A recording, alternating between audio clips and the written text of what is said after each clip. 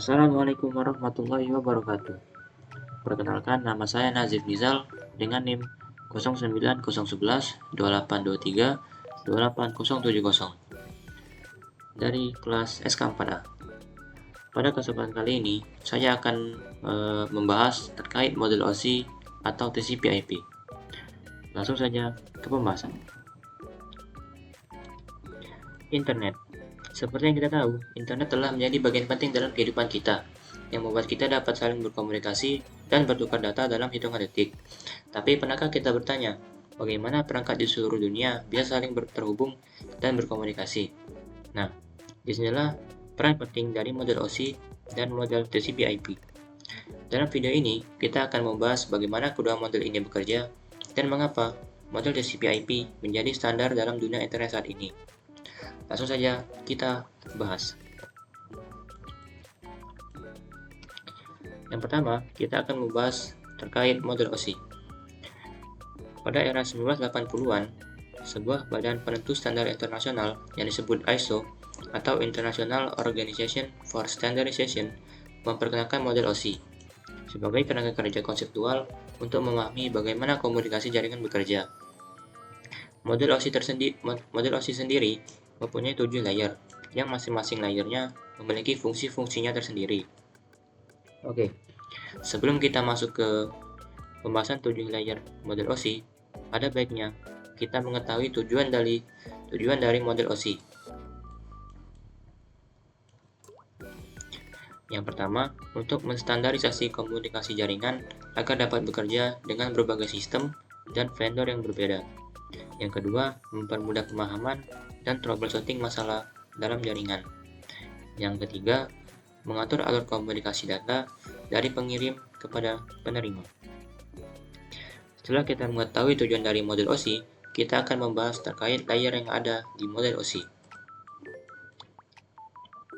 Ada 7 layer pada model OSI, yaitu application layer, presentation layer, session layer, transport layer, network layer, data link layer, dan physical layer. Untuk mempermudah pemahaman kita dalam memahami layer-layer ini, saya akan memberikan suatu contoh terkait proses yang terjadi pada model OSI. Contoh, kita ingin mengakses suatu website, entah itu dengan HP ataupun laptop. Pertama, kita akan membuka web browser dan mengetik nama domain website tersebut. Disinilah kita masuk ke layer pertama, yaitu application layer. Saat kita mengakses website dari browser, suatu data pun akan dibuat. Setelah itu, lanjut ke layer selanjutnya, yaitu presentation layer. Pada layer ini, data akan dienkripsi dan lanjut ke session layer. Pada layer ini adalah layer yang berfungsi sebagai pemberi sesi waktu untuk membukakan jalur komunikasi antar pengirim dan penerima. Lanjut ke transport layer.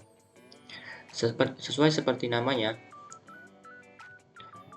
transport layer berfungsi untuk mentransportasikan data ke penerima dengan protokol TCP ataupun UDP.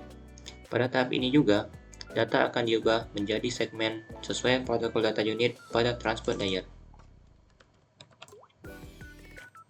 Lanjut ke layer berikutnya, yaitu network layer. Layer ini berfungsi untuk menentukan IP address sumber dan IP tujuan, serta mencari rute terbaik agar pengiriman data cepat dan efisien. Segmen yang sebelumnya akan diubah lagi menjadi paket oleh network layer untuk meningkatkan efisiensi transfer data. Lanjut ke layer berikutnya, yaitu data link layer. Layer ini mempunyai tugas utama untuk memberi MAC address sumber dan tujuan.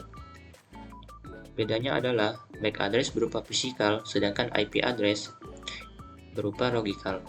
Pada layer ini, paket akan diubah lagi menjadi frame oleh data link layer. Dan yang terakhir, physical layer. Layer ini berfungsi sebagai media untuk pengiriman data. Data yang dikirim akan selalu berupa bit, yaitu bilangan biner, yang berisikan angka 0 dan 1. Kemudian, perjalanan data pun dimulai.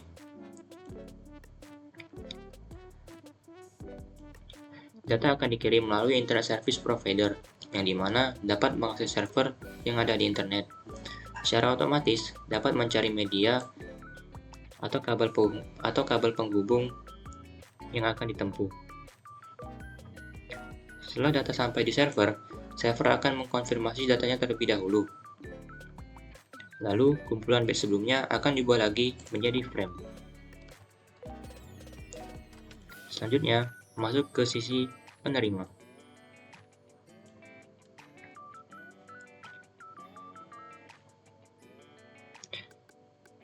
Pada sisi penerima, proses OSI layer akan terulang lagi, namun dengan urutan terbalik. Data akan kembali seperti semula, dari frame ke paket, dari paket ke segmen, dan dari segmen ke data. Data tetap akan dikirim selama sesi komunikasi berlangsung. Setelah itu, data akan dideskripsi dan dikapsulasi agar dapat dibaca oleh si penerima.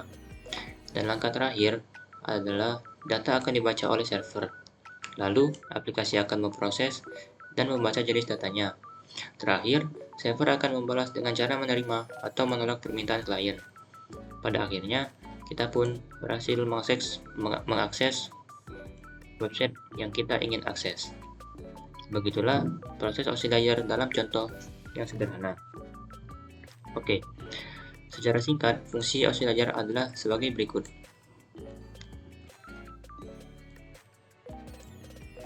Pada layer application, layer ini berfungsi untuk memproses data dengan header berdasarkan headernya. Contoh HTTPS, DNS, SMTP, dan lainnya. Lanjut, presentation layer berfungsi untuk menenkripsi data dan deskripsi, serta enkapsulasi dan dekapsulasi data. Contohnya adalah SSL. Yang ketiga, session layer berfungsi mengatur koneksi pengirim dan penerima dalam sesi waktu dan jalur data yang dikirim. Contohnya, ketika sesi login sehabis AFK di dalam game, yang berakibat kita harus login ulang. Yang keempat, transport layer, yaitu layer yang berfungsi sebagai pengirim data, contohnya dengan protokol TCP atau UDP. Yang kelima, network layer, berfungsi untuk memberikan IP address sumber dan tujuan, serta menentukan rute terbaik, contohnya adalah router. Yang keenam, data link layer, berfungsi untuk memberikan MAC address sumber dan tujuan, error control, flow control, dan lainnya. Contohnya adalah switch. Dan yang terakhir adalah physical layer, yaitu layer yang berfungsi sebagai media dalam pengiriman data. Contohnya kabelan atau Ethernet, dan juga Wi-Fi. Tetapi, pada kenyataannya, internet modern tidak berdasarkan pada model OSI, tetapi pada model TCP/IP yang lebih sederhana dan efisien. Berikut perbandingan antara model OSI dan model TCP/IP. Model OSI memiliki 7 lapisan yang terdiri dari application, presentation, session, transport, network, data link, dan physical. Sedangkan model TCP/IP hanya memiliki 4 lapisan, yaitu application, transport, network, dan network access. Perbedaan utama antara kedua model tersebut adalah pengelompokan fungsi pada layernya. Contoh, 3 layer pertama di model OSI digabung menjadi satu layer pada model TCP, yaitu application. Dan juga 2 layer terakhir pada model OSI digabung menjadi satu pada model TCP/IP, yaitu network access. Secara konseptual, model OSI lebih bersifat teoritis dan digunakan untuk memahami standar komunikasi jaringan, sedangkan model TCP/IP lebih berorientasi pada implementasi nyata dan digunakan dalam jaringan internet. Oleh karena itu, meskipun model OSI sering digunakan dalam pembelajaran, tetapi komunikasi jaringan di dunia lebih banyak menggunakan model TCP/IP. Oke, Sebagai contoh kasus, kita mempunyai sebuah perusahaan yang ingin mengoptimalkan infrastruktur jaringannya. Mari kita lihat bagaimana model OSI bisa meningkatkan infrastruktur jaringan perusahaan tersebut. Yang pertama, pada application layer. Contoh, ketika seorang karyawan mengakses website perusahaan untuk mengunduh laporan. Permintaan ini diproses melalui application layer. Saran untuk perusahaan adalah dengan menggunakan protokol yang lebih efisien, seperti HTTP2 untuk meningkatkan kecepatan loading dan juga menerapkan kompresi data agar penggunaan bandwidth lebih optimal.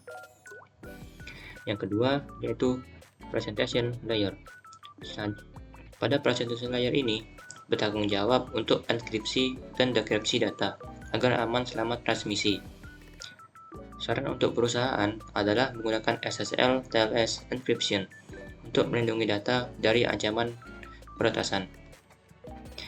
Yang ketiga yaitu session layer. Lapisan ini mengolah koneksi antara dua perangkat dan menjaga saji komunikasi tetap stabil. Perusahaan bisa menggunakan load balancer untuk mendistribusikan lalu lintas jaringan agar merata dan mencegah kemacetan. Selanjutnya yaitu transport layer. Transport layer menentukan bagaimana data dikirim, entah itu dengan TCP atau UDP. Cara untuk perusahaan adalah membagi dua protokol ini, seperti menggunakan TCP untuk transfer data penting dan menggunakan UDP untuk komunikasi real time, seperti panggilan video agar latensi lebih rendah. Selanjutnya, network layer. Lapisan ini mengatur routing dan alamat IP yang memastikan data dikirim melalui jalur tercepat. Saran untuk perusahaan yaitu menggunakan Dynamic Routing Protocol agar paket data mencari rute yang paling efisien. Selanjutnya yaitu data link.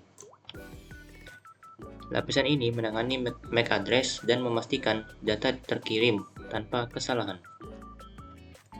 Saran untuk perusahaan bisa mengimplementasikan error detection dan flow control.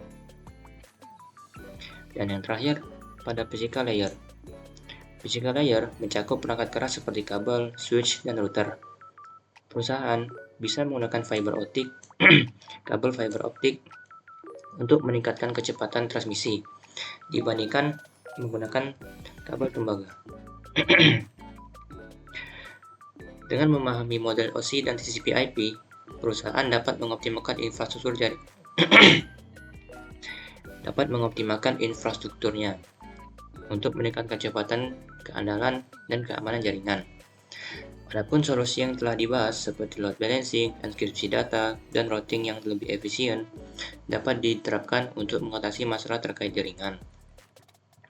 Baiklah, mungkin sekian penjelasan dari saya. Semoga penjelasan yang saya sampaikan dapat bermanfaat dan dapat membantu teman-teman dalam memahami apa itu model OSI layer dan TCP/IP. Sampai jumpa.